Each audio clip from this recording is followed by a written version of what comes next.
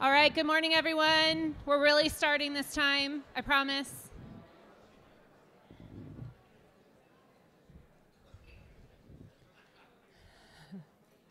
All right. Again, I would like to welcome, I can't even talk this morning. It's been a rough morning. I'd like to welcome you to the PWR 2018 membership meeting where we feature our economic forecast. Again, we want to apologize this morning for the parking situation. We have been at this hotel many times before and it's never been an issue. So please be patient and understanding with us, and we promise today's event will be definitely worth your while. I am your 2018 president, Barbara Betts, and I'd like to again welcome you. And we're going to start off the morning with our PWR Charity Foundation president, Phil Schaefer.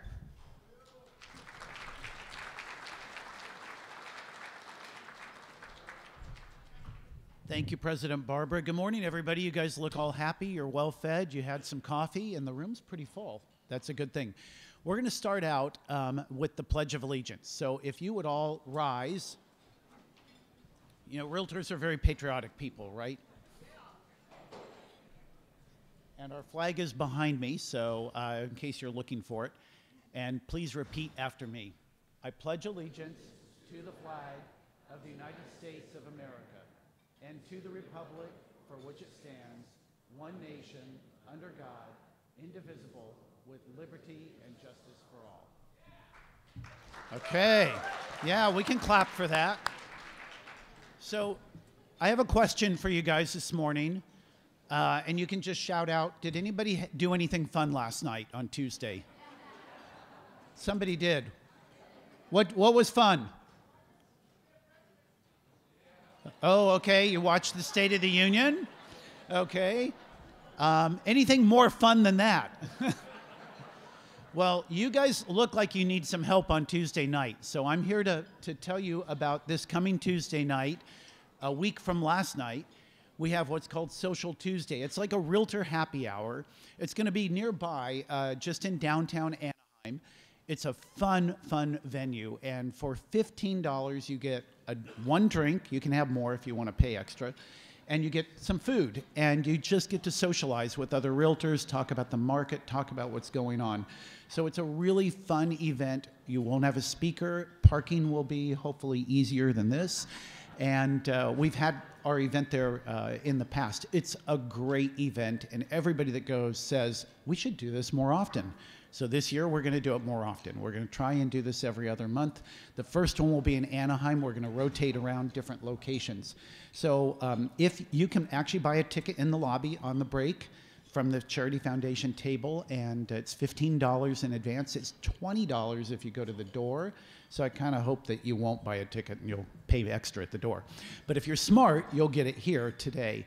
And there's several people I know in the room that have been there, and they can all tell you that it's a lot of fun as well. So I hope to see you all next Tuesday. It is one of the ways we raise money for our charity foundation, which does an amazing job. We've given away over $500,000 to first-time buyers, and that's because of your generosity and what a great organization PWR is. So thank you very much, and it's my privilege to be able to head that up again this year. Thank you.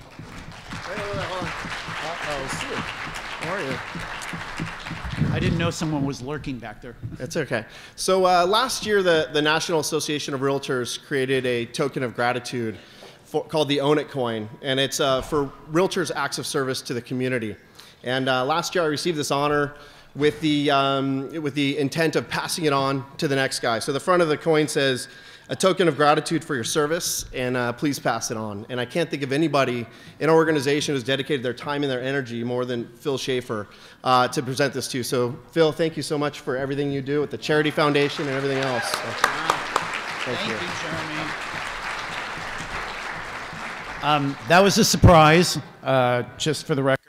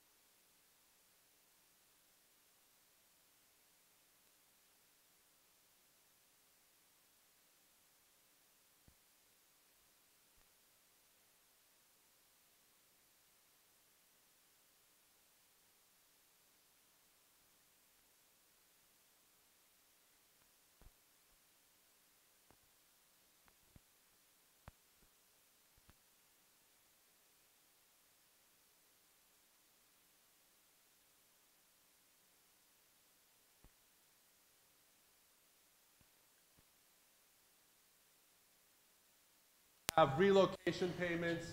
Basically, it's just kind of Santa Monica on steroids coming to Long Beach. So that what the bad guys need is 27,462. Ah, much better. Thank you. I didn't think I was going to be able to last that. 27,462 signatures is what they need in Long Beach from voters in Long Beach to qualify this for the ballot. We are going to do everything in our power to hopefully keep people from signing it in the first place. We might run a campaign saying, don't sign that petition. And if they get the signatures anyway, we're going to obviously run a campaign telling people vote no on that measure. So we're working closely with our friends in the Apartment Association and other housing and business groups, and hopefully we'll be able to fight that measure. We had a big scare also already this year in the state legislature. I'm sure you're all familiar with Costa-Hawkins, that came about back in the 90s, related to rent control and putting restrictions across the state on that back in 1995. There's been efforts over the years to repeal Costa-Hawkins, and we had a bill going forward in the state assembly. We managed to kill in committee thanks to the great work done by our state association up in Sacramento.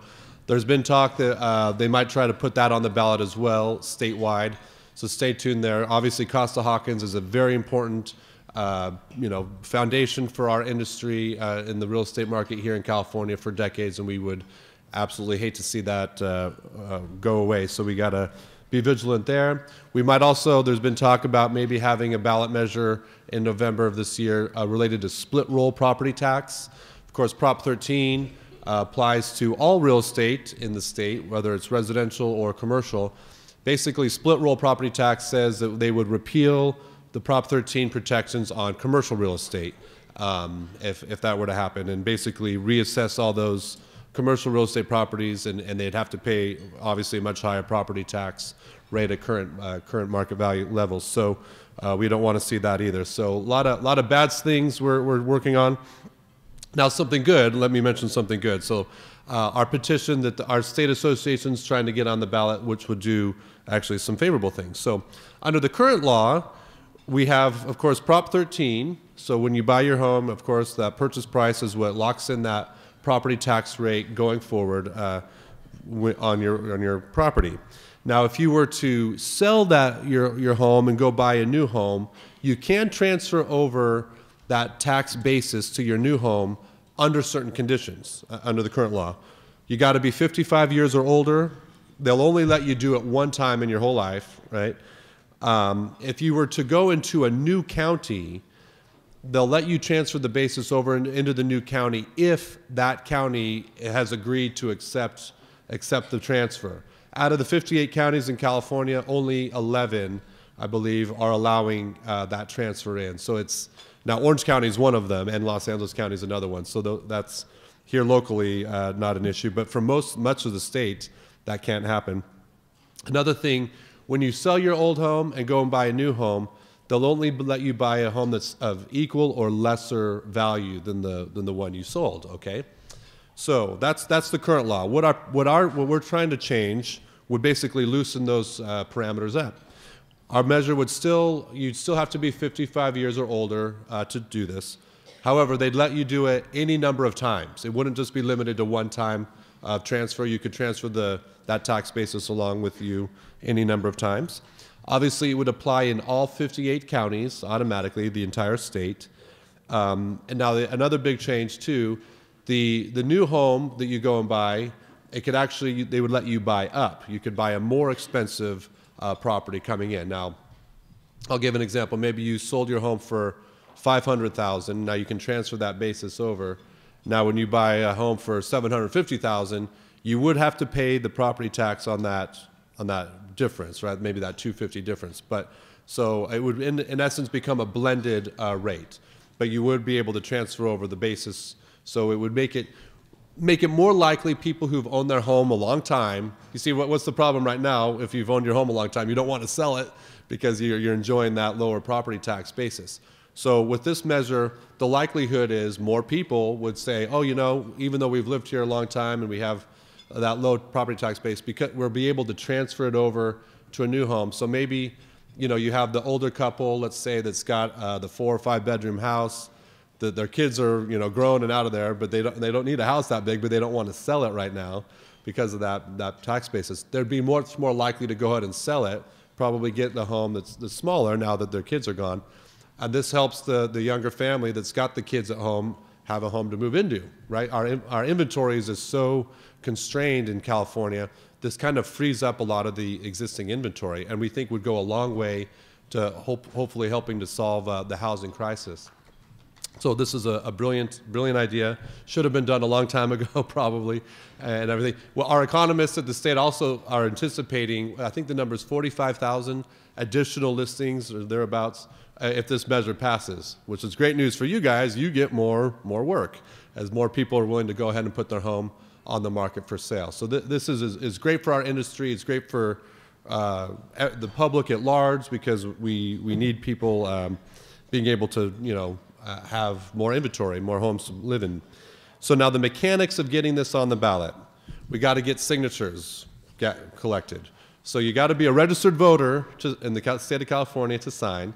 So we put a bunch of these out. Hopefully, you know, it'll look like this. So a few things to remember. When in doubt, they will invalidate the signature. You got to do this right, or else they won't count it, right? And so let's make sure we do it right. The first blank you'll see is the county. So let's say you write Orange County here. So if you write this as Orange County and then you live in Los Angeles County and sign it, it will invalidate it. You've got to be sure you're signing in the county where you reside, okay? So you've got to be a registered voter, you're signing in the right county. Print your name, sign your name, give your address. Whoever is passing it around is called the circulator. So the person who's the circulator down at the bottom, they've got to sign it, put their address, and do all that, date it, and all that jazz at the bottom there, okay? So we have a circulator who's getting, so hopefully if you have people in your offices that are not here today, you're going to take a few of these home or back to your office and get everyone who's a registered voter to sign. What we want to do is get all of our members, this is across the state of California, if we get all of our members across the state to sign, we're a long way towards reaching our goal. We will have a paid effort as well. Folks, we're paying to sit in front of Walmart and other grocery stores collecting signatures. But the more we can do on the volunteer side, you guys, the less we have to do on the paid side. So we really need all of our members to really step up, sign yourself. If you haven't signed yourself, no time like the present. Let's get it here. I wanted to point out Robin. So Robin, raise your hand, Robin. There's Robin. She works for our California Association of Realtors. She's got a booth here, a table in the back with packets and extra petitions to sign. So be sure you see Robin, that you personally sign. Get those in your office to sign. And as an industry, we're going to really hit it out of the park with our membership signing. Okay. So one last point: with so many battles brewing in our industry, locally, at the state level, national level, we really do rely a lot on contributions from our members to the Realtor Action Fund. This is our PAC, our political dollars that we use to lobby, to fight on issues and support candidates that are friendly towards our industry. So I know many of you probably already contributed to the Realtor Action Fund. We always welcome more donations and contributions to that, and we thank you so much for your help in that. With that, I'll be done. Thank you so much.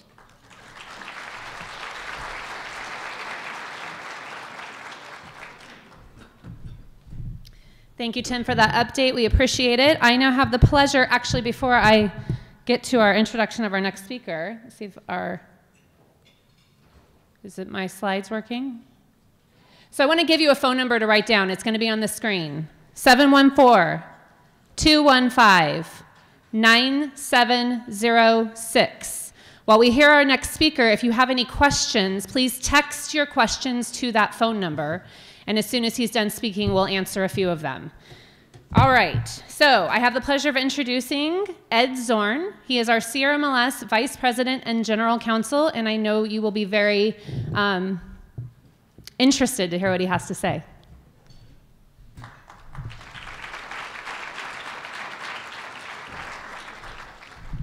Thank you, Barbara. Thank you for the opportunity to come out here. Before I start talking MLS, please do not leave this room without signing that petition. I personally had the opportunity at the County of Riverside a few years ago to testify in front of the County Board of Supervisors to get this type of measure passed at the county level, because my grandmother lived here in Costa Mesa in a home for 45 years.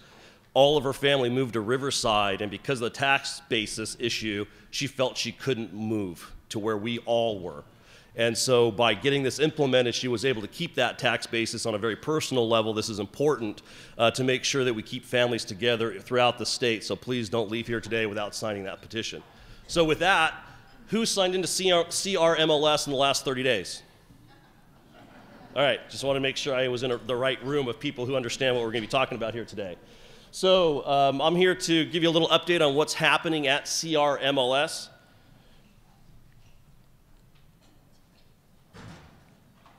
Okay. A little reminder of what C.A.R. MLS is. We are not a technology company. We are a broker cooperative. We exist to help brokers connect with one another, to cooperate, to help buyers and sellers transact in real estate, and to help guarantee compensation in that process. So please keep in mind what we do here is cooperative in nature for all of us. We don't represent only listing agents. We don't represent only buyer representatives. In what we do at C.A.R. MLS, we have to take both sides into account. And so with that, the first thing I'd like to do is give you a little update in what happened in our compliance department in 2017. As Vice President and General Counsel, I have the privilege of running that department. And just for numbers for you, because this is important. This is about the accuracy of data in the MLS. We never want you to sit at someone's living room with a CMA and go through a CMA talking about the house down the street that sold for $700,000 and get stopped by your seller who says, wait a minute, I know Fred down the street. He sold that thing for $800,000. Why is it wrong on your sheet? That ever happen to anybody? Right? One of the worst feelings you can have in a listing presentation. The compliance department is here to make sure your data is accurate so you give great advice to both your buyers and sellers. We had over 36,000 reported violations of the rules in 2017. That seems like a lot, but honestly, it's down almost 40% from 2016. We appreciate you reporting, and you report and continue to report. That's good. But what that 40% drop tells us is our database is getting more accurate, and you're finding less problems, and that's a great thing. People think we go out there and do a lot of fining and collect a lot of money, so I wanted to dispel that myth. Over 20% of the reported violations, when we conduct an investigation, we determine there is no violation. Nothing was wrong. Okay, so keep the reports coming, but we do have human beings who look at the issue, look at the listing. We will ask for information, and then 20% of the time, there was not a violation. Another little over 20% of the time, we issued just a warning citation. This is the first step of the process. We only issued 1,689 fines. We have 85,000 subscribers and about 15 to 20,000 new listings hitting the database every month. And out of all of that, there were only 4.6% of the reported violations resulted in someone actually handing us money. That's only 898 agents. So think about that. Almost every agent who did get a fine got 2. Okay, so we are talking about almost less than 1% of the C.A.R. MLS membership actually receiving a fine. You'll notice there's a difference of about 50% in there. Where did those go? So we've implemented a courtesy notice process where if we get a reported violation, you will get an email from the C.A.R. MLS compliance department. It's not a citation. It's asking you to do something. In fact, it says action required with an exclamation point. Please respond to that email and do what they ask. If you do it within 2 days, you will receive no citation. Remember our goal. Our goal is to make sure that the data is accurate. So we send out these courtesy notices so that we have the listing agents fix the problem right away in 2 days. That's more important to us than collecting any type of money. Okay? So a couple things about some new laws coming in. I don't really want to deal with the new laws. I want to talk about how they impact us at the MLS and the technology end. We're all aware of the new advertising laws, right? This is not new to anybody in this room. The key here is the new law requires you to include your responsible broker's identity on any now electronic media. All right, this is new. And it's very, very important. So where does that responsible broker's identity show up in the MLS database, right? It's in the field called office name. Now here's the challenge for those of you that are brokers in the room. I'm going to use an example of this happened to be a past client of mine before I took on this position at C.A.R. MLS. They were known as Temecula Valley Real Estate, Inc. That was the name that they had registered with the BRE and received their license in. They did have a DBA, Keller Williams Realty, Temecula Valley Market Center. That's a mouthful. Here's the challenge. They were in 12 different associations. Their name showed up 7 different ways in the database. All of them wrong. Why? Because the computer system that a lot of associations use to manage that database are limited to 30 characters. That doesn't work for Keller Williams Realty Temecula Valley Market Center. Okay? So we had made a recommendation for this person to go in and create a new DBA that was 30 characters or less. So that way it could be managed within some of these systems. We've also done some technological changes at C.A.R. MLS, so your local association now can input the information directly into C.A.R. MLS rather than their limited local type database. So please make sure your names are correct. So please go in and look at your office names that are being published and make sure you have a DBA for the name that appears under office name, okay? If you have questions about that, please consult with your own attorneys on that matter. This is very important, as now the BRE has the ability to cite and fine you in the event that you don't have the proper name listed on websites and other places that your name gets transmitted through the MLS system. A little bit of update on some information on some photographs. So we know we have, this is our general rule in 11.5, that you must own the rights to the photographs, right? Copyright issues are a very hot subject right now.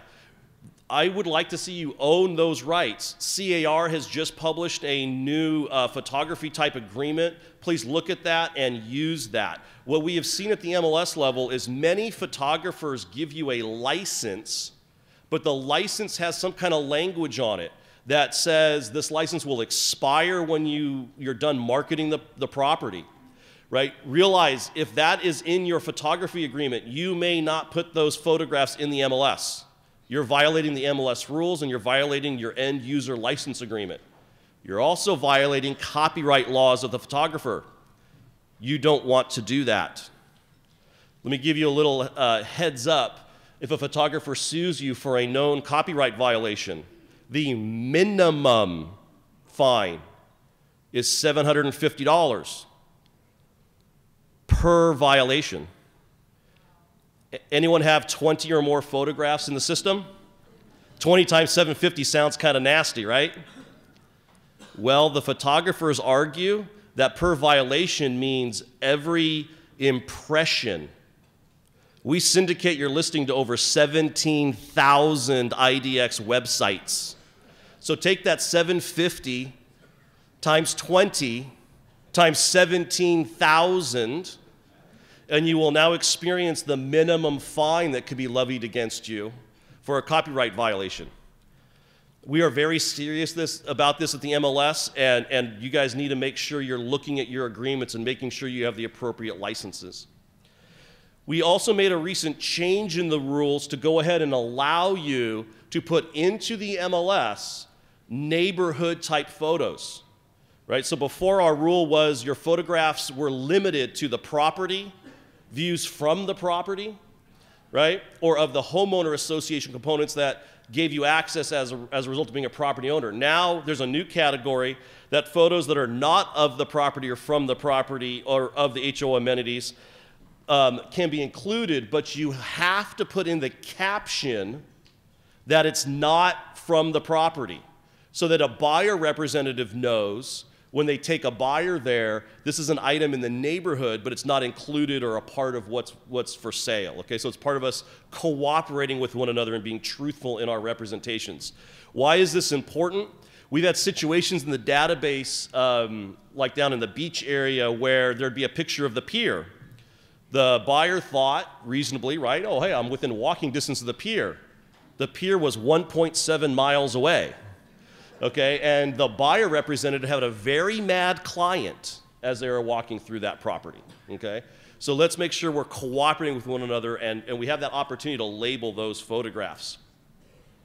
I wanted to introduce some new products and some new services that are coming out in 2018. The first is HomeSnap. HomeSnap is actually a broker initiative project. It started off as the Broker Public Portal. And it was some very large brokerage firms across the country coming with the idea that we should have a nationally based portal that tracks and provides all leads right back to the listing agent and has no advertising on it. Okay? So this is the expression of that after many years of trying. C.A.R. MLS has joined this initiative. We were one of the original LLC members when this entity formed. It now is about 800 to 900,000 agents' listings are now going into this platform. We have retired homeseekers.com, and homeseekers.com now points directly to HomeSnap and their web-based. Some great news for you also, though. Part of this relationship delivers to you as agents HomeSnap Pro. Okay, this is a mobile application. Please go take a look at it. It is free for you. You can actually invite your clients and have a portal experience that will then have your branding and information on it. So not only is it good for listing agents in that if someone goes to homesnap.com, they're going to get a lead to the listing agent, but buyer representatives can use HomeSnap Pro, and as your consumer or client uses HomeSnap Pro, they will be directed back to you as the buyer representative that signed them up with HomeSnap Pro. So it's something there for the buyer community as well. Here's some websites. It's a much more updated type of website with a big national presence. We're really excited about this. Today, you can now have an additional front-end search feature inside of C.A.R. MLS. Cloud MLX is now a member benefit and costs you nothing. This is a phenomenal search experience. It's designed by a company right here in the Huntington Beach area. Very good user interface. It's going to appeal to the young millennial set. It's much more like a Facebook type of interaction, has a lot of communication tools to it. The good news is this company is also developing a listing input module, right? Y'all love the Matrix listing input, right? That 1985 looking creation of how you get your listings in the system, right? So these developers are designing a brand new way of how to input a listing. And we're going to hopefully be rolling that out in the June timeframe as another front end of choice. So one of the things we're doing at C.A.R. MLS is offering you other ways to interact with the MLS database. We are also going to be rolling out Paragon as another front end. So you will, at the agent level, be able to choose what software package you'd use to interact with the MLS, but all of the data is exactly the same, no matter which product you use to access it. So we're giving to you, the agents and brokers, the choice of how to interact with that database. We're also going to be rolling out at the end of this quarter a new product called Remine. For those of you who don't know, I was also a broker for about 12 years before taking on this position. This is probably the coolest product I've seen in a long time. It is a big data product. It aggregates a lot of information from literally hundreds of different sources, and then it displays that in a very graphical, easy to understand interface. Okay? It includes property data, tax data, but they also mine big data as far as shopping patterns, right? This is the kind of technology where they're looking at consumer spending habits and tying them to a particular property. So it kind of works like this. Imagine if you're now going to be able to know that a particular household is maybe in a condo, 2-bedroom condo, that they have 2 children, and someone just bought a pregnancy test at Target for that 3rd baby coming. Anyone think you'd like to know which property that's going to be? Okay, and so it's going to give this kind of predictive analytics in a graphical interface. And so you see, some examples of that, right? You guys laugh, right? That happens. We're that deep in how data works. So it's going to really increase the opportunity for you to target your marketing, okay? How you're going to be doing marketing and how you explore a farm. And the information you're going to get about your individual farm area is going to be very much enhanced by utilizing these big data tools. So we're really excited about that product coming online. Again, we're bringing that on for you guys as a member benefit. So this is an example of that technology. And as you can see, they basically rate the properties on their predictive analytics of the dark blue are those that have a higher likelihood of the seller wanting to sell in the next 6 months. So they take into account how long they've been there, the size of the family, income levels of the people who live there, right? And then portray that in a graphical way to assist you in the marketing. So when you do that marketing, please be courteous to these homeowners because a lot of people are going to have this data. So with that, I'm ready for questions. I think what's going to happen is as you text your questions, Barbara's going to be able to respond to those and ask those of me. So I'm not responding to them. Ed's going to respond to them. All right. So our first question is, if there's no written agreement with the photographer, is the copyright end user agreement still an issue? Absolutely, and it's more at issue because you own nothing.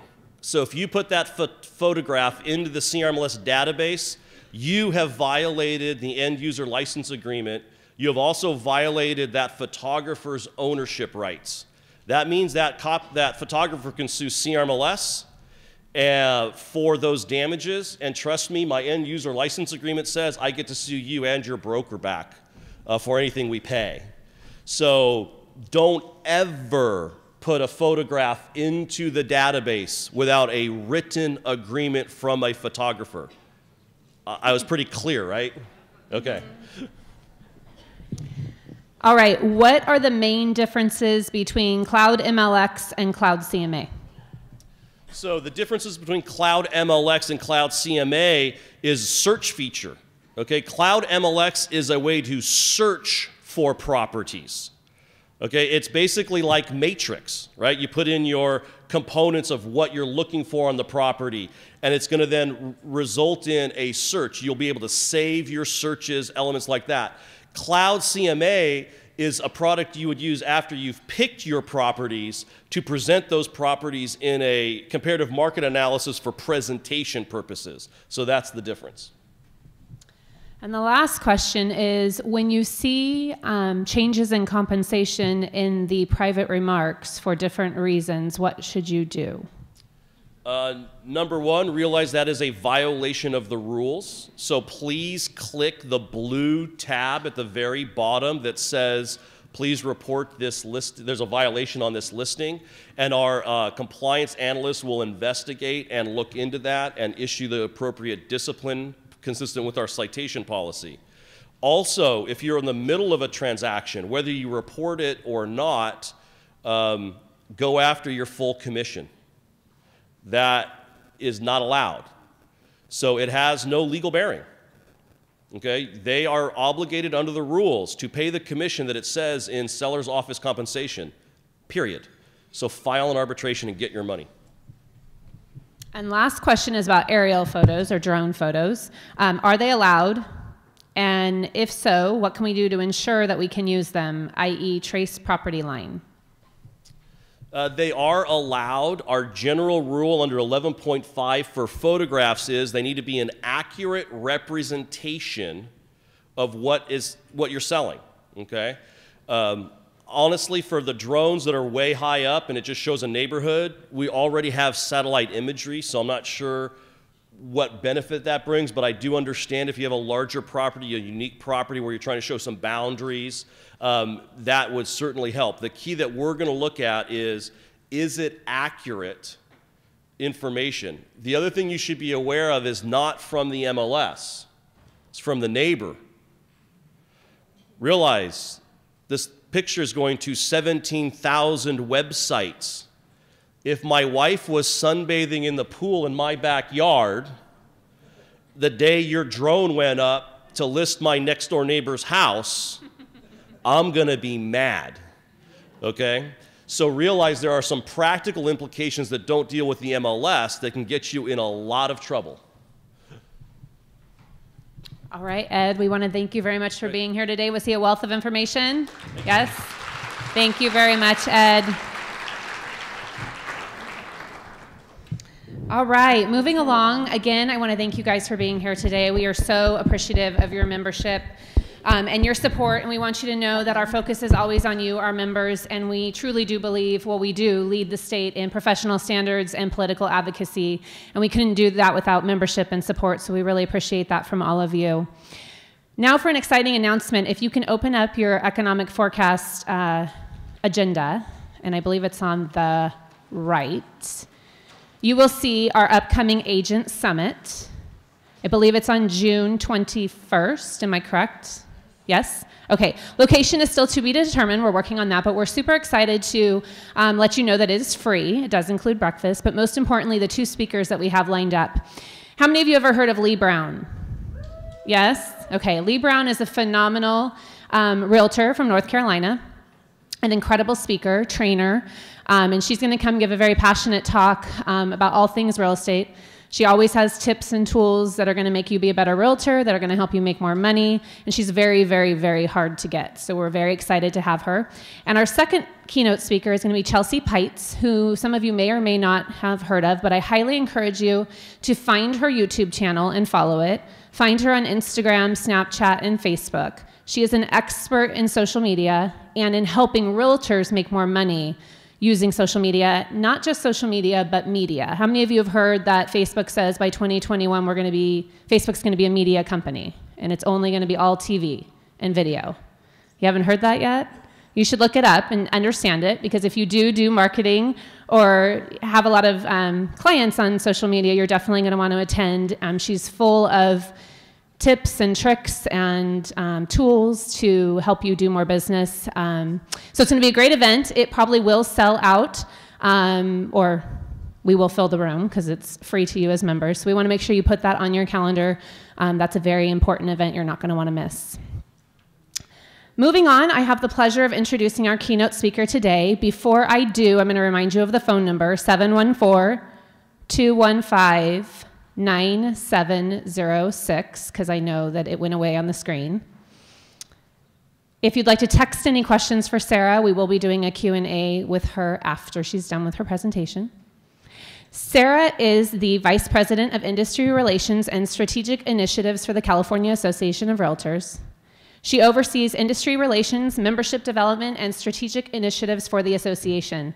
In this role, she helps the association establish vision, identify new and emerging opportunities and relationships, and is responsible for implementing key strategic initiatives. Sara is closely involved in the association's strategic planning efforts and is a well-known speaker in the California real estate community. This lady is amazing. I'm so excited to have her here today. Please welcome Sara Sutachan.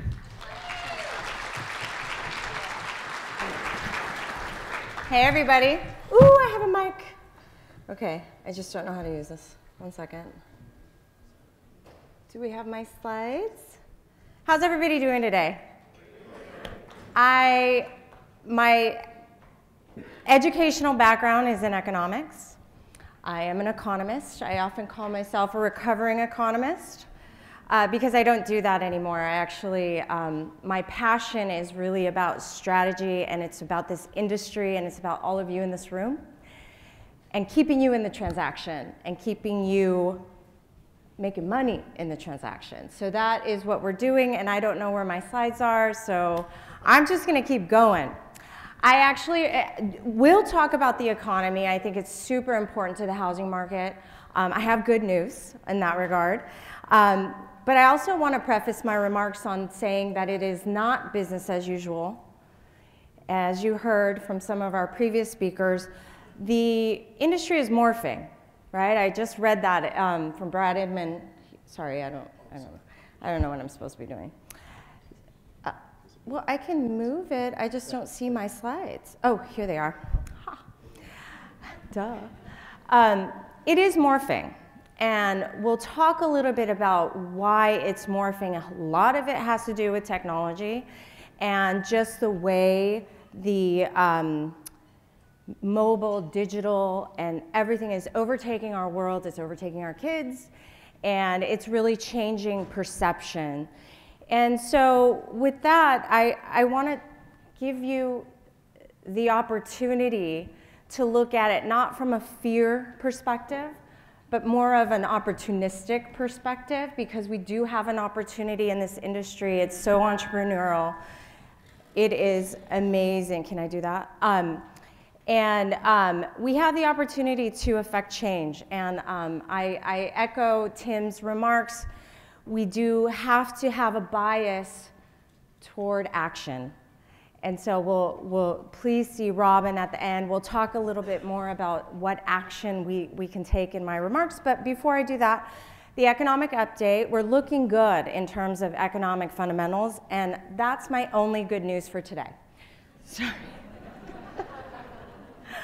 And then I'll go into some housing market stats. Sorry, not great news. And then some regional, we have some Orange County statistics and some city statistics that you guys asked for. And then our forecast. I do want to thank PWR and all of you in this room for inviting me here today and listening and giving me your attention. I don't see the, as our president says, the iPhone prayer yet. Maybe during the housing market remarks, we'll see. But I do say that the economy is doing really good. It was 2.6, our GDP, which is the main, heartbeat of the economy. It's what we look to. It's what economists look to as the strength of the economy. Now, the fourth quarter came in, and it came in a little bit below what we had seen in the previous 6 months, but it's still good. 2.6 is still a growing economy, and you could see, ooh, I'm hitting it too far. And you could see by the, I went backwards. I'm sorry. I'm doing this all wrong. You can actually see by the history that we've been growing for three years plus. And that's a good thing, because once we are growing in the economy, we know unemployment rates come down, and we're actually at a really low unemployment rate. That is great for our industry, right? Because people are happy when they have jobs, right? And they call you when they have jobs. And so that's a great thing. And you can see Orange County there, the unemployment rate is really at the bottom there, 2.8%, really low unemployment. And this is just a historical view. I remember going out and speaking to realtor groups where I needed to give everybody Xanax at the end of my speech, because we were at that dip in this slide, and that was where we're losing 200,000 plus jobs a month. And so we are on the actual opposite end of that spectrum. We're gaining jobs, and we're gaining jobs in tech, I think also in manufacturing. Here in Orange County, you're also gaining jobs in finance and real estate, so that's a really good thing for your market. And also, I have a realtor friend up in LA who says this is the one statistic that gets his phone ringing, the consumer confidence. And what we are seeing, because of all of those fundamentals in the economics, the stock market, I didn't even talk about that, but the stock market's booming, minus the last couple of days. But the growth of the economy is growing, people are getting jobs, incomes are actually starting to grow a little bit, and so people are getting happy. They're happy. In the last month, it dipped a tiny bit. There's a lot of uncertainty with what we're dealing with tax reform, people not knowing what they're going to do in terms of sales. And did you guys see that? You can raise your hand if you kind of felt that in December before tax reform actually came into the Tax Act, right? And And now it's getting, you're going to start to see, and I've heard a lot of my friends in the industry have said, you know, January has been crazy busy. Agree? Agree? Yeah. No one wants to raise their hand, but I see a lot of nods. One of the things that I can't talk about the economy without talking about inflation, and inflation has been our friend for the last several years. That long line of just flatness, we like that because it means prices are relatively stable. Now they're ticking up a little bit, but they're still in a good place, and they're not growing by more than 2%. 2% is the Fed's target, 2% is the litmus test, and so we're still a little bit under that, and that's a good thing. I talked a little bit about tax reform. How many of you responded to the call for action? 25% of you. That's awesome. And the reason why C.A.R. and N.A.R. were so opposed to tax reform, even though it could mean money in the pockets of many of you and many of us in the just regular consumers, that's great. What it did to our industry was take away a lot of the incentives for home ownership. And in the long term, we know that home ownership is a nest egg builder for many people. It's one of the biggest investments you'll make in your lifetime. You sit on it, you grow it, and you live in it, right? And so that's why we were so opposed. That's why we flooded your inbox with emails. That's why we asked for action. And unfortunately, it didn't go through. But so the reason why I bring that up is that we have opportunity in the future to make action. So anyway, to 10,000. So if your property taxes and state income taxes add up to more than $10,000, you can only take $10,000. So that's a hit. But on the flip side, standard deduction went up. Now what this does, it's a little bit interesting because it's great. You know, if people can take more standard deduction, fabulous. Less tax bill, more money in their pockets. But what it does is it takes away the incentive to deduct the mortgage interest and property interest. And so it really pulls away, chips away at the incentive to actually own a home versus renting a home. And again, I don't want to reiterate what I just said, but it's really important that we have people who are interested, who are passionate, who really want to own. And then home equity loans are also no longer deductible. There are some exceptions. The exceptions are if you take out a HELOC to significantly renovate your home. And so we have some quick guides on CAR.org if you're interested and you want to share those with your clients. It really just lays out really in easy terms the effects of tax reform. And then there was no change to capital gains, still $250 for single, $500 deduction for a married couple. The other thing that I didn't put in here, but it's also a good thing to note, is that for qualified business income, you could take 20% off the top. So for most realtors, you're a business owner, you could probably take 20% off the top, but talk to your tax professional. I am not a tax professional. And again, like I said, this is just reiterating the fact that the incentives for home ownership are being chipped away, and I won't go into that again. But my slides, PWR has my slides. I hope you use my slides. I want you to be that expert because these are actual topics for discussion at the kitchen table where you guys are.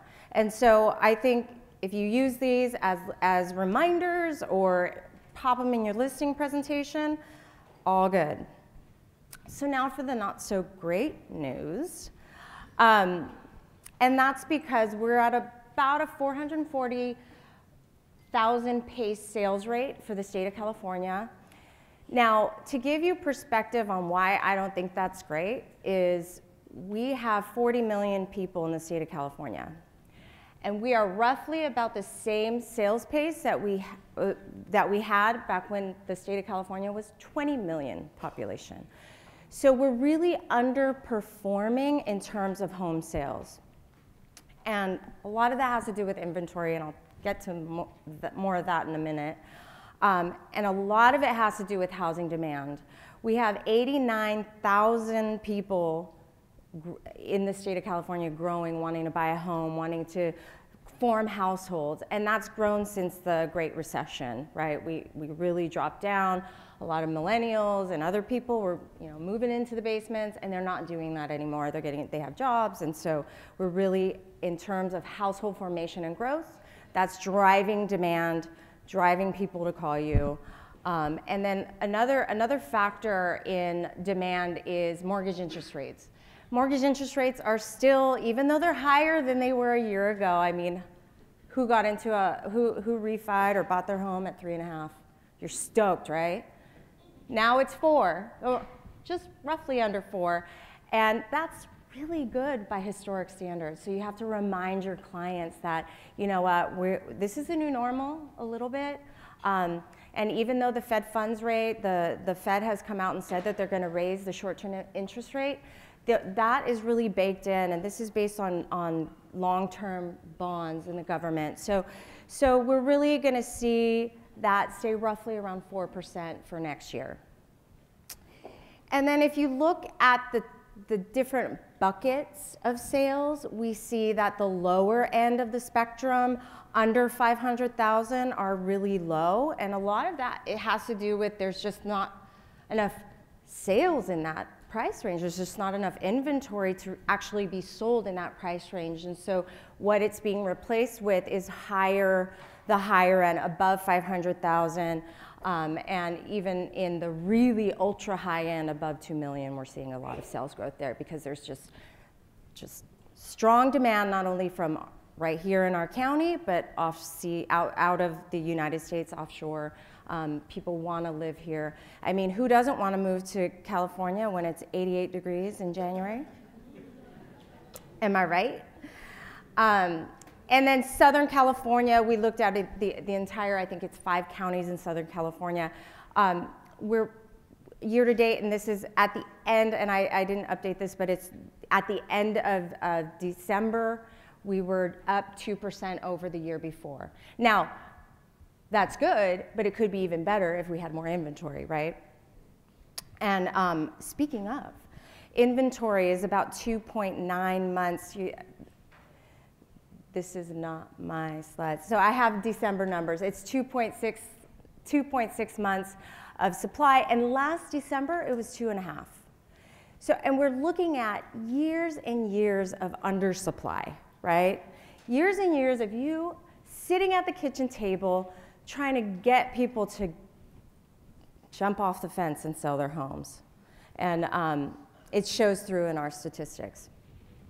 And active listings are low in every single region of California, especially in the Bay Area. And I heard a crazy number that in all of Santa Clara, where Silicon Valley, the heart of Silicon Valley is, there were 72 listings in a population of like 30,000 people.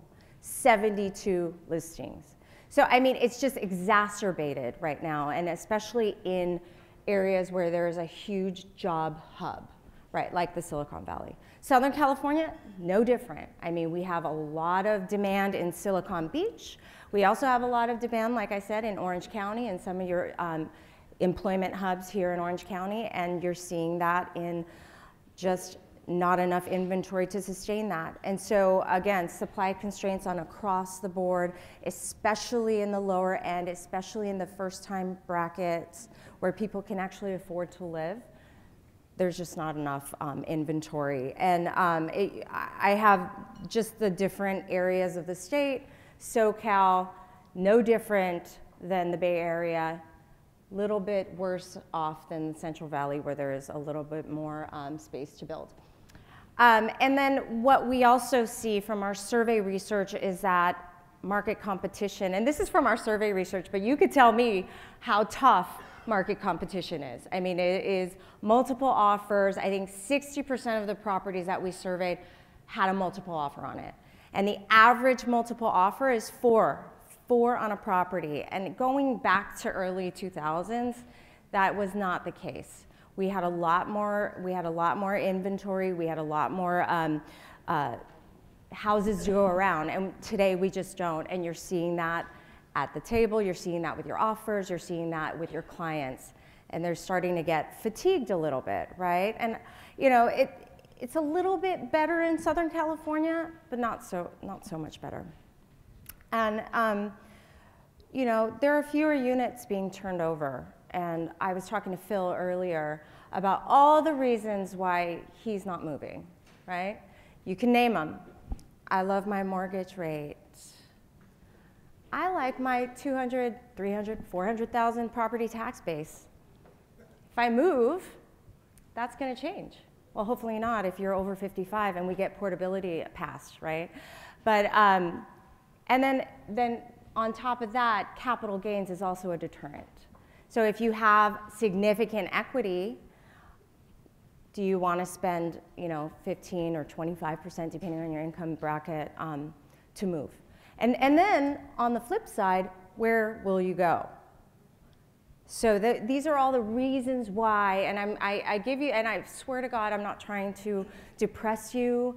I really am not, but I'm giving you these reasons as talking points for your clients, because it's really these fundamental structural problems that we're facing in California. And so this is one of the inspirations for C.A.R.'s board of directors to go forward with a portability initiative. 71% of Californians aged 55 or older haven't moved in 20 years. Think of that. 3 out of 4 almost have not moved since 1999. And again, Phil, the reasons why they haven't moved are, I love my property tax. Capital gains, you know, I keep reiterating because it is such a deterrent for moving out. And so what that creates is an inventory shortage, because we want to see them move out, new couples moving in with their young kids and putting them in the school districts, right? So that's one side of the supply issue. The other side of the supply issue has to do with under construction, right? The red bar right there represents how many housing units we need to build each year to sustain the current household growth in the state of California. We have not done that since the early 2000s. We are 1 million short today of the number of homes that we need to build to sustain our population growth. By 2030, we will be 3.3 million short. If we don't do something, we need to do something. That's why I say there is a bias toward action. And at C.A.R., not only are we, you know, really pushing, get those signatures, seriously see Robin, sign it right, do the right thing. Tim knows what's up. But we're also doing more than that. Our Strategic Planning and Finance Committee just had at C.A.R. just had an exercise where we asked them to go meet with 3 to 4 builders in their area. And some of those builders, oh, this is what I already talked about. Some of those builders were saying, you know, it doesn't work. It doesn't pencil out. If I want to build a development in my area, I have a 30% holding cost. I have to pay impact fees before I even break ground. And then, if that's not bad enough, then you have community opposition that can come in and stop the production, given those fees that builder just invested in this, trying to build this development. So the bias towards action, our Strategic Planning Committee approved, and our Board of Directors approved, a legal foundation to go after municipalities who stop production based on CEQA, based on whatever, stop production, to really sue them and say, you need to provide housing. And we'll use some of that as incentives, we'll use some of that as examples and hopefully deterrents of other cities who stop production on housing, on building, on development. And so we have a lot of community resistance. Have any of you heard the term NIMBY? I know none of you are NIMBY, right? because it is negatively impacting our industry. It's negatively impacting the ability to live here and the ability for your kids to live here. And then there's limited land. I think Orange County has a great opportunity. You have a lot of more land than some areas where there are a lot of jobs, like in LA, there's not a lot of land. I think Orange County, you have the jobs, you have some areas where you can build. And so that's a good opportunity for you to talk about and talk over at cocktail hour, water cooler, but it's important. And what all of this is doing is that it's driving up prices. So prices are right now at the state level about $550,000. That's a median of $550,000. We hit a peak in the last cycle at $589, $594. And so we're not quite there yet, but we're headed there. And the difference, though, there is a difference, and I want to make note of that. Today's home price appreciation is really built on fundamentals. People are coming in with really good credit scores. They're coming in with skin in the game. I think, at least 3.5%, but in many cases it's a lot more. And it's a lot different. They're coming in with fixed rate mortgages. So it's a lot different than what we saw last housing bubble. I think this price is not sustainable. It's not sustainable because when only 28% of the population in the state can afford to live here, it's not sustainable. However, it is not endemic to housing, right? It's not endemic to, poor lending standards or, something that could do it internally. I think what could affect us is some external shocks, war, a global financial meltdown or something like that, but not endemic to housing. Did that make sense? Okay, good. Southern California, the median price is about $540, very similar to that of the state. And Orange County, I'm sorry, this slide is not updated, but you've already surpassed your previous peak that was met in, June of 2007. And again, those fundamentals are driving that home price as opposed to, just a sheer bubble in the prices. Again, I mentioned that 28% of the households can afford to live in California, and that was about 50% in 2012. Just 5 years ago, it was double. And so what we've seen since that time is astronomical price appreciation. And I think what's really helping us has been the really extremely low mortgage rates. And so at least we have that still in our back pocket. Orange County's affordability is 21%. And that means 21% of the households in Orange County can afford to live in Orange County. That means 20% down, the qualifying income, and the median price for the county.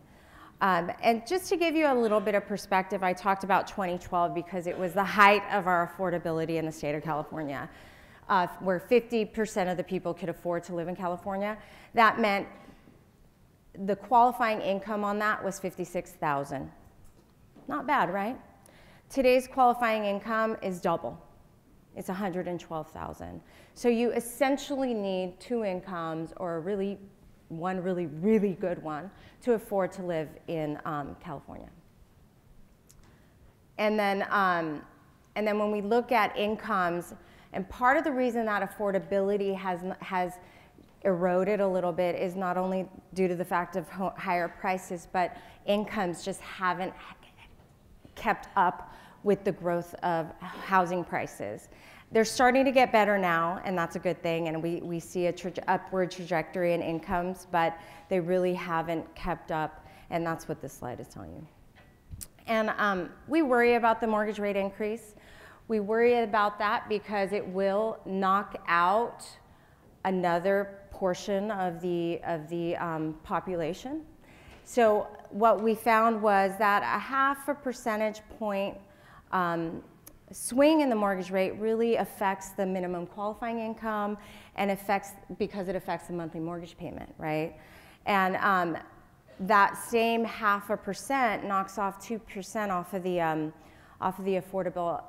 the housing affordability index, right? So 2% of the population, let's just look at this from a holistic perspective. 2% wouldn't be able to afford should mortgage rates go up 0.5%, right? So 2% of, let's just say, that actually turns into the household formation. 300,000 people would be knocked out altogether just because they can't afford it. That's why we again are biased towards action. I want to go back to that because it's not all depressing. There are people that want to buy, and again, the demand is there. I think there are definitely some constraints to home ownership, and we want to highlight that, but there are also huge demand. We have the beautiful weather. People come to California to pay for the weather. They are paying for the weather. Some of the reasons why we worry about it is because when you look at the buying population of those people who can't afford, where are they going?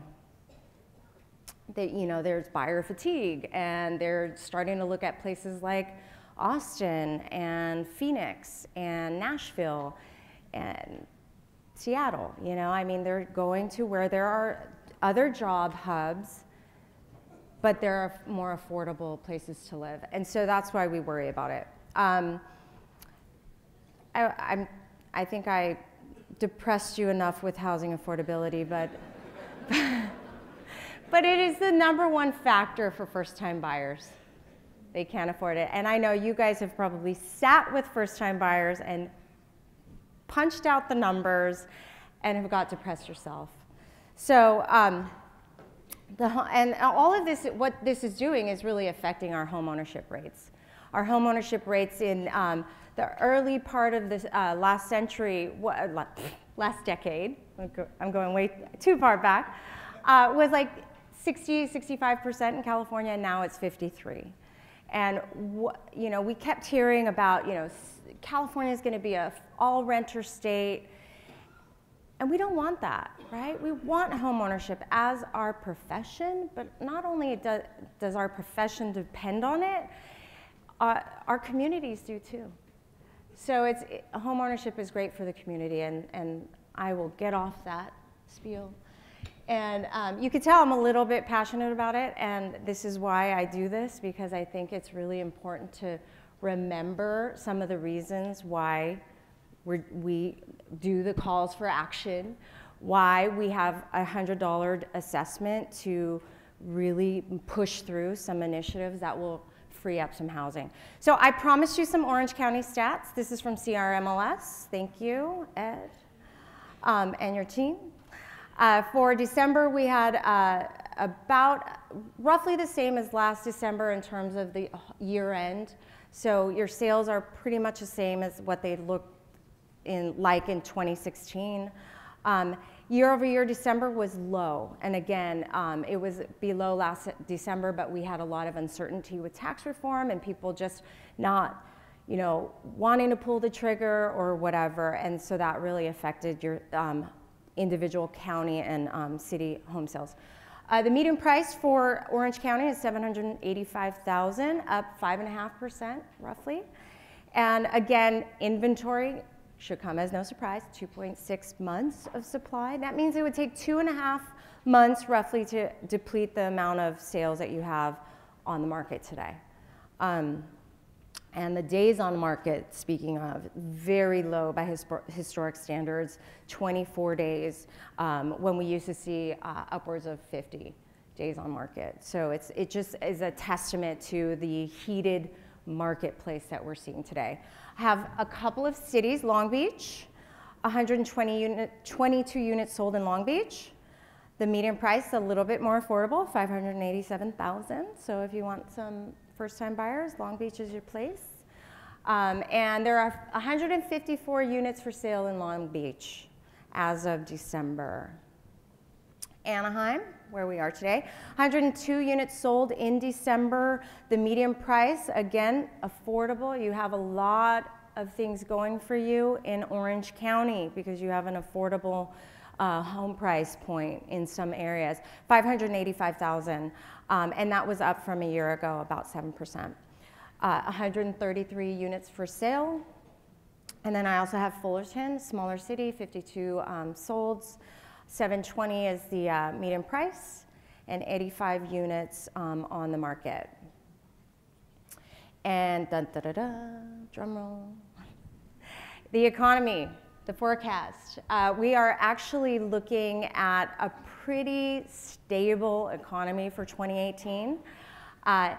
Business as usual, although I said it's not business as usual, but in terms of the economy, we're looking at still a growth in GDP. We're looking at a growth in jobs, and we're also looking at a growth in incomes. Unfortunately, we are looking at a growth in mortgage rates, but not by much, and unemployment still ticking down. For California, pretty much the same. I think the most important thing on this slide is income growth. And income growth is expected to grow by about 4.3%. And then the moment you've all been waiting for, what are we looking at in terms of home sales? Very similar to 2017. I'm sorry, I'm not here to tell you sales are gonna go up through the roof. But again, sign those petitions, right? 426,000 units we expect in 2018, which is very, very, very similar to what we saw in 2017. So it's almost business as usual, but we know it's really not, right? And then the price appreciation is still expected to grow by about 4%, but not by as much. 2017, we saw price growth at almost 8%. So we're still growing, but not by as much. And again, the fixed rate mortgage is expected to go up to about 4.3%, but we've been wrong before. Economists are usually wrong. That's why I'm not an economist anymore, because I like being right. All right, so here's some key takeaways. What I really want you to take away is the call for action. When we email you, please respond. It's really for the good of the industry, for the good of your profession that we do these things. And I'm sorry for all the emails, but sometimes they're important. I have some stuff on industry trends, but I'm not sure how much time I have. Keep going, okay. One of the things, and this is why I shifted and pivoted out of economics, because this is what really drives me. What's going on in our industry? And we're seeing a lot of challenges, but I want to flip those challenges on their heads, because a lot of challenges can be opportunities just depending on your perspective. What's new in brokerage? Well, we have digital firms. Have you heard of Open Door, Knock, OfferPad? Yes? Yes? No? Okay. They're not coming here. And the iBuyer. And I'll get into that, but I really do want you to know that this is where our industry is headed. When we look at millennials and we look at even, Gen Z, they're not digital immigrants, right? They're digital natives, and they really are expecting instantaneous results. They're expecting Instagrammable moments. And they're expecting a lot from us as a profession. So we're looking into that. Teams, anybody a part of a team? Really? That's it? From our research, 26% of you are. And so C.A.R. is really doing stuff to provide service to this growing cohort of our membership, because it is about doing things a little bit differently. Really, what I want you to take away is a focus on service, and I'll get into that in a minute. But C.A.R., who are we? We're 198,000 realtors strong in California, and by the end of this year, we should be over 200,000. So that's a lot of voices. That's a lot of signatures we can gather, right? And what do we look like? Well, the average age is 54. And 56% have a bachelor's degree or higher. They've been in the industry about 16 and a half years. And they close about 5 transactions. They're liars, though. They close more. And how are our members feeling? Well, our members are feeling pretty damn good. 85% say they expect to be in the business in the next 3 years. Do you guys, yes? Everybody here does. 100% here. And remember when I talked about challenges and opportunities? Well, we ask our members every year in a membership survey, what are the biggest challenges you face as a realtor in this industry? And the biggest challenges are, building my clientele, building my business, and managing my team. So those are challenges they face, but when you look at what we ask about opportunities, you can have these slides, I promise. Opportunities, it's very much the same. Like, yes, these are challenges that I'm facing, but I'm gonna hit them head on and I'm gonna build my business. I am going to grow my team and I'm gonna get more listings. So this is the mindset of our membership, and we, really, really opportunistic, I think, and inspiring. 93% said C.A.R. helps them in their business with products, tools. One small product in particular we hear a lot is ZipForm, but that's just one. And then in brokerage, we look to, what are the brokerages offering their agents? What do you want more from your brokerage? And what agents value in their brokerage are legal and regulatory issues. I know you also value that in PWR, and they do a fantastic job of bringing attorneys in and really keeping you up to date. So keep coming. And then brand name. Brand name is also important for realtors.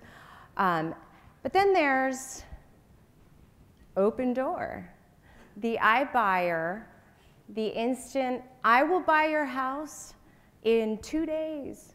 We'll close in 3 days. So this is a trend that's starting. You guys have heard of Open Door. They're currently not in California. They're in a few markets, Phoenix, Dallas, DC, and one other I can't remember, but they are coming. They are coming, and what they offer is a fee for convenience.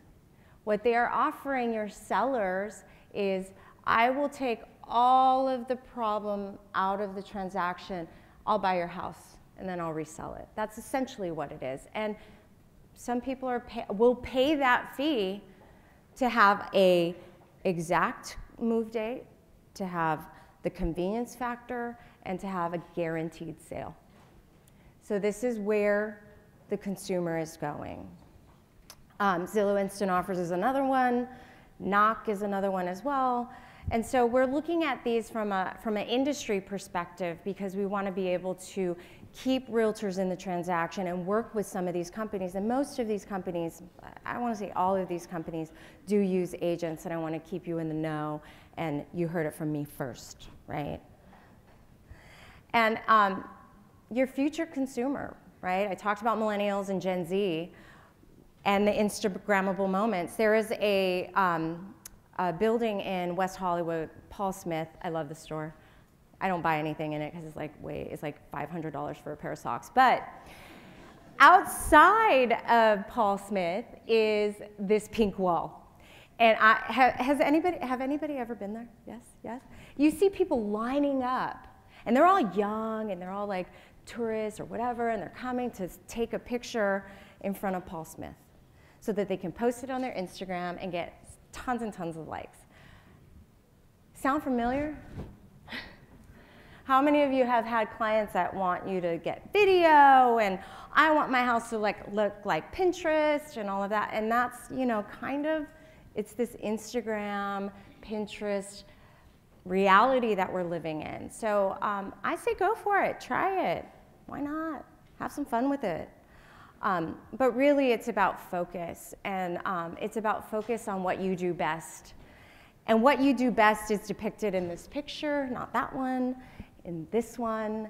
What you do best is that kitchen table conversation, right? You are the expertise. You are the local market guru, right? You are the negotiator. You are the trusted advisor. And I want you to remember that, because that is what they pay for. It's that service is why this profession has not been disintermediated. It's because of you. And so I challenge you to go out there, be bold, try Instagram, it's fun. And I'll end with this, and that is, don't cling to a mistake just because you took a lot of time making it. And this was from a friend of mine who spoke at our women's conference in last June. So with that, do we want to chat? I have more stuff, but I mean, aren't you tired of me talking? Let's chat. And I'm gonna leave that up there because it's great advice. All right, can we give Sara a hand?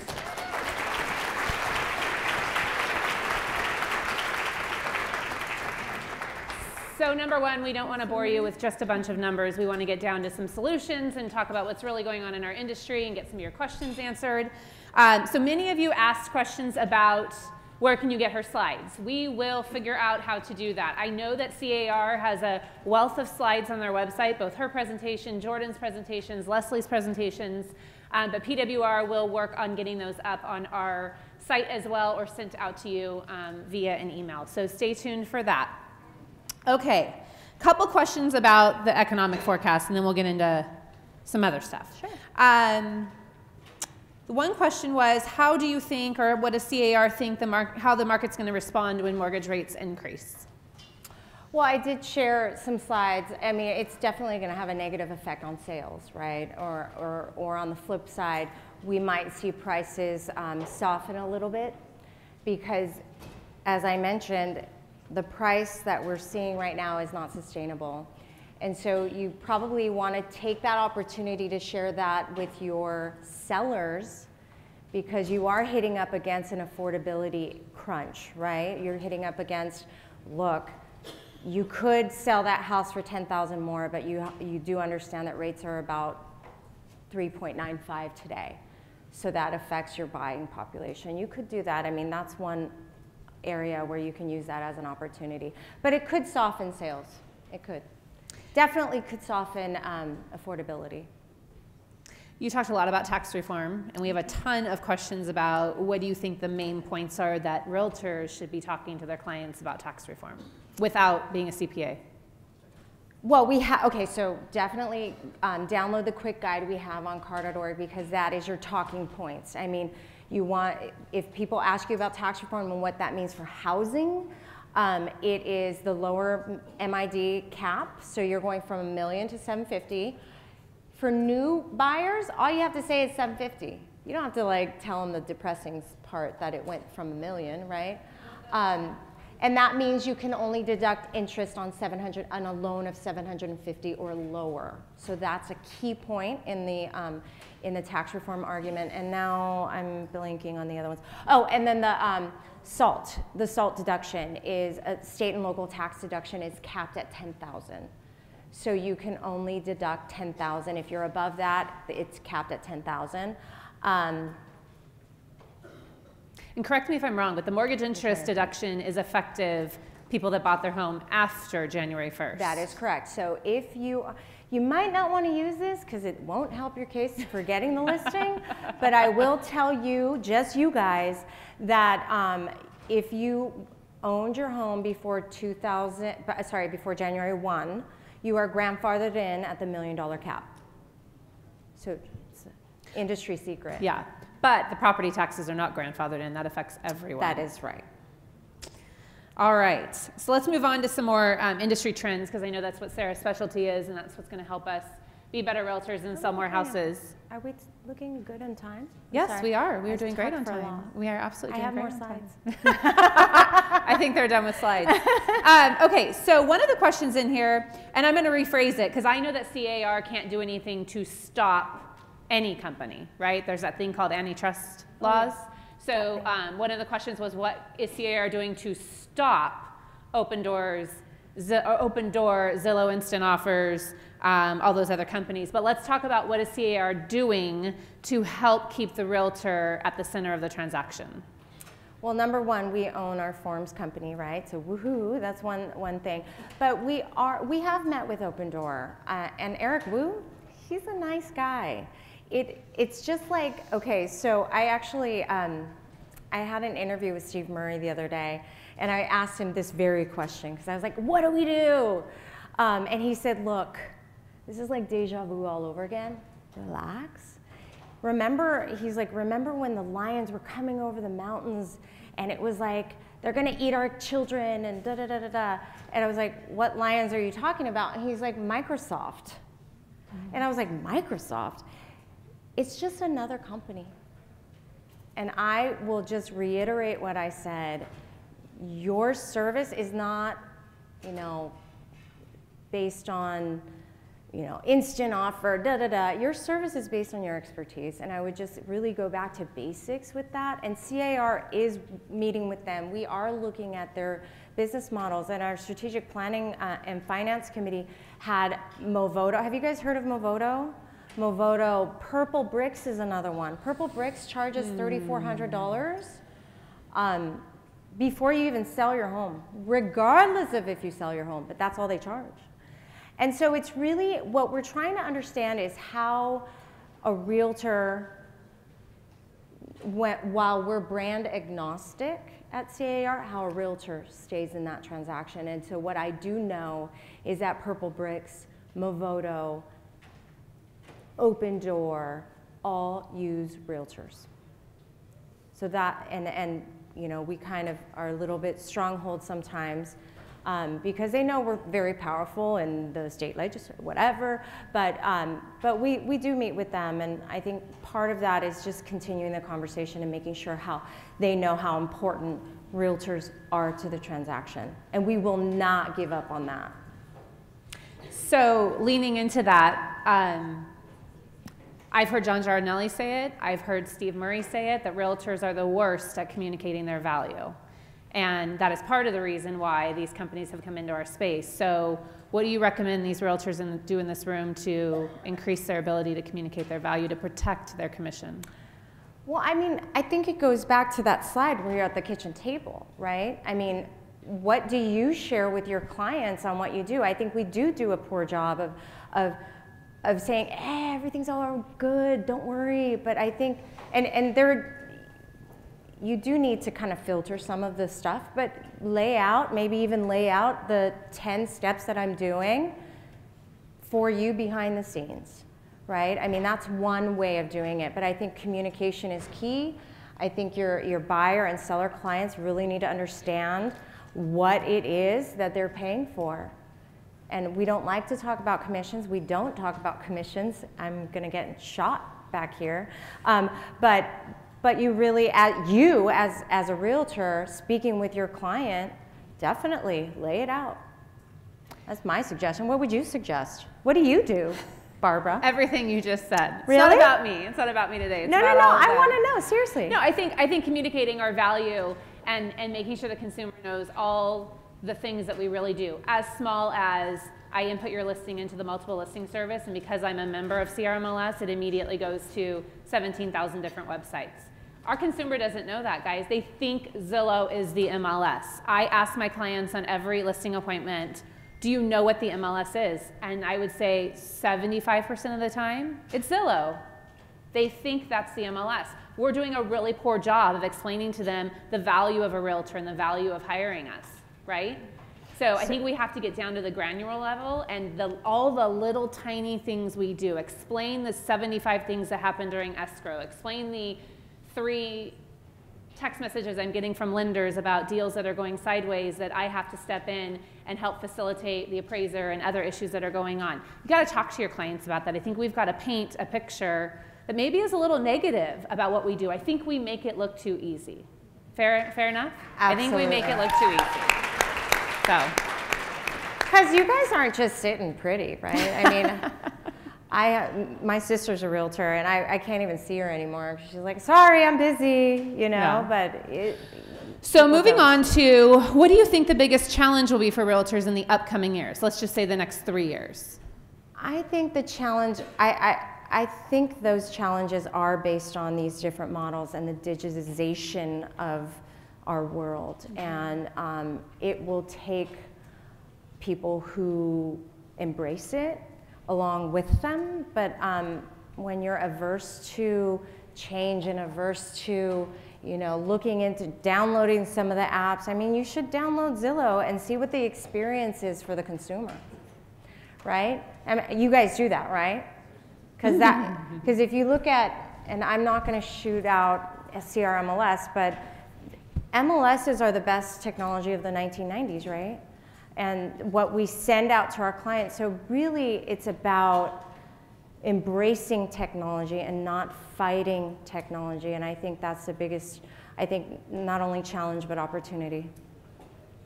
So a question just came in, and I'm going to ask you to address it. And I think Ed Zorn, I don't see him in the room anymore. He'd be the perfect person to address it. But I hear this out in the field all the time and at all the industry events I go to, and it's a very heated question, but I think you're capable of explaining to us why we already let the cat out of the bag. So it says, what will C.A.R. / the board, when will they stop selling agents out and limit listings to realtors only and not Zillow, Trulia, et cetera? Can you explain why that's just not reality? Okay. So C.A.R. doesn't limit anything, number one. But number two, when your clients are asking you to put it on Zillow, why wouldn't you? Can you tell me how many millions of eyeballs Zillow gets? So this is the demand from the consumer. And if we're not listening to the consumer, I say put it everywhere. Put it on Zillow, put it on Realtor.com, put it on C.A.R. MLS, put it everywhere. Because that's what your client wants. I mean, right? Well, I think it comes down back to the value, and that, you know, realtors have to understand that our listings are things that we worked hard for, but our ultimate job and our fiduciary responsibility is to the seller and get them the highest price possible. That means exposing it to the market. Absolutely. So let's do a better job being realtors, right? All right, last question, and we'll wrap up with this. Two questions, actually. One that I know you're really passionate about, and I think it's super important, is how do millennials factor into the market in the future?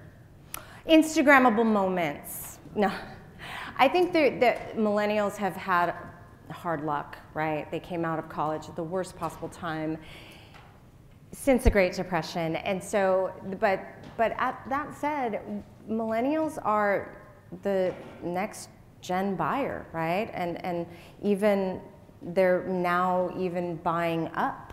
So I think they're great. I think they get a bad rap of being like, I want instant, you know, whatever. But they just want what they're used to. And they're used to getting text messages and emails, and maybe not emails anymore. I mean, emails is so blasé. Yeah. But they're used to getting instant response. And they're used to beautiful things, right? They're used to this beautiful way that websites look today. They don't remember what websites looked when I was in college. I'm not a millennial. Ha. Surprise, surprise. But, you know, I mean, they really have that expectation, and it's about meeting those expectations and meeting them where they are. I do think that they have jobs, they're starting to have babies, or maybe already have a couple under their belt, you know, and they want those school districts. I don't think it's any different from any prior generation. They want their kids to go to good schools. They want a house. They want the suburbs or whatever, you know, and it's no different. It's no different. So I completely agree with you. And what I've experienced with millennials is that they want instant gratification, and they want quick responses, and they want a text, and they don't want to get on the phone. But my experience with millennials is when they actually thrive on understanding. They want to be educated. Yeah. And my millennials actually, when there's an important thing they don't understand, they do want to get on the phone. And I probably spend the longest time on the phone with my millennials. So I think that we're misconstruing the fact that, yes, when they want to meet you at a property at 12 o'clock on Saturday, they don't want to get on the phone to confirm that appointment. They want to text you. They want a quick response. They want you to get back to them. But at the end of the day, when they need to understand something, and when it comes down to the nitty-gritty of understanding the transaction, I had a millennial in my office that wanted me to go over the transaction on paper with her, word for word, right? They still want to understand. So I think we give them a bad rap in the fact that they just want it to be fast.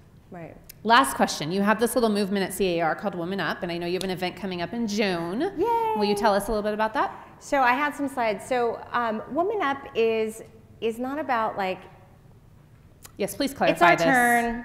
We need a seat at the table. So Woman Up is a part of an initiative that we started in 2016, very timely, but really about looking at the gender gap we have in our industry. So 57% of our membership are female, yet when you ask what role they play, only 16% said they're a broker owner. So it's really addressing that gap. Women are the majority of the industry, yet are underrepresented at the leadership level. So we saw this as an opportunity. We saw this as, it's time to professionally develop women, to empower women, to mentor women, and it really is not just women. We need men to empower women, to mentor women, to advocate for women, to really help women take the next steps in their careers, whether it's broker owner, whether it's team leader, and I'm really passionate about it because I think we could all use a boost up. And when is the event? What it is. It's June 28th and 29th in downtown LA. I hope to see all of you there. You can get more information on car.org/womanup, and we have our research. So part of it is also based, I want to say all of it is based on research. We did interviews with 25 women last year. We did some significant survey research as well. And this is not a whim. This is really based on data. And we're going to be doing another 25 interviews this year. And our white paper just dropped in your inbox. That was timely. While you were sitting in here. That was very timely. But if you're interested, I encourage you to read it. And regardless of if you're a man or a woman, there's great, fabulous leadership advice, best practices, and inspiration. So. All right, can you all help me thanking Sara for spending time with us today? Thank you. And I'm going to wrap up by turning it over to your 2018 President-elect, Ray Fernandez. Thank you, Barbara. So speaking of Women Up, did the women up here do a great job on stage or what? Yeah? So I'm responsible for the last housekeeping items. First, if you did not sign in, please make sure you sign in because you will be charged $20 if you didn't sign in. And make sure you have your yellow parking validation for your way out. We also want to make sure that everybody has signed your petition, and if you haven't signed them, take some back to your offices. Make sure you get those done. We are all depending on you for those. And then a last kind of fun little thing, Barb and I get a lot of questions of what does our association actually do for us. So this year, Barb and I are going to start something new. Has anybody ever watched Live with Kelly and Ryan?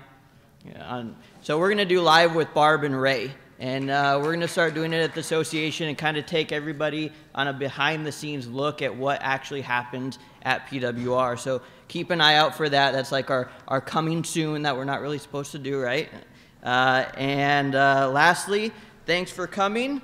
Good luck getting out of the parking lot. Dilly dilly.